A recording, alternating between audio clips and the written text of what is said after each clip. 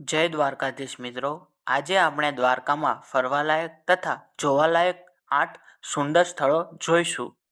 સૌ પ્રથમ સ્થળ છે ભગવાન દ્વારકાધીશનું મંદિર. હજારો વર્ષ પુરાણો ભગવાન દ્વારકાધીશનું આ મંદિર ફક્ત આપણા ગુજરાતમાં જ નહીં પરંતુ આખા દેશ વિદેશમાં સુપ્રસિદ્ધ છે.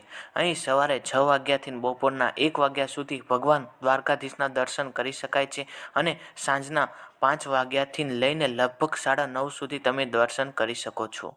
બીજું સ્થળ છે ગોમતી ઘાટ. દ્વારકાધીશની મંદિરની બહાર આવતા જ તમને ગોમતી ઘાટ જોવા મળશે. અહીં સ્નાન કરવાનો એક અનેરો મહિમા છે, કારણ કે શાસ્ત્ર અનુસાર કહેવામાં આવ્યું છે કે ગંગા બાદ ગોમતી નદી જ એવી નદી છે જે સીધી સ્વર્ગથી ઉતરી છે. ત્રીજું સ્થળ છે રૂકમણી દેવી મંદિર. પુરાણો અનુસાર કહેવામાં આવે છે કે ઋષિ દુર્વાસાજીના શ્રાપને લીધે રૂકમણી દેવીને 12 વર્ષ સુધી દ્વારકાથી દૂર રહેવું પડ્યું હતું. આ મંદિર એકદમ સુંદર અને અદ્ભુત છે. ચોથું સ્થળ છે ભટકેશ્વર મહાદેવનું મંદિર. રૂકમણી દેવી મંદિરની ફક્ત થોડી જ દૂરથી પર મહાદેવનું આ સુંદર મંદિર આવેલું છે. આ મંદિર લગભગ 5000 વર્ષ પ્રાચીન છે. પાંચમું સ્થળ છે નાગેશ્વર જ્યોતિર્લિંગ.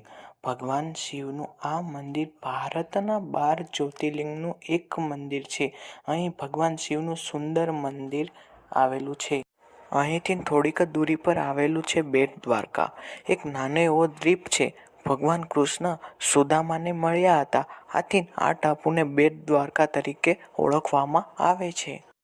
સાતમું સ્થળ છે ગોપી તળાવ. દ્વારકાના મહત્વના ધાર્મિક સ્થળોમાં આ સ્થળ મહત્વનું સ્થાન ધરાવે છે. અહીં અતિ સુંદર મંદિર અને સાથોસાથ એક સુંદર તળાવ પણ આવેલું છે. આઠમું સ્થળ છે શિવરાજપુર બીચ. ગુજરાતનું એ મિની ગોવા તરીકે પણ ઓળખવામાં આવે છે. જો આવા વિડીયો જોવા માટે અમારી ચેનલને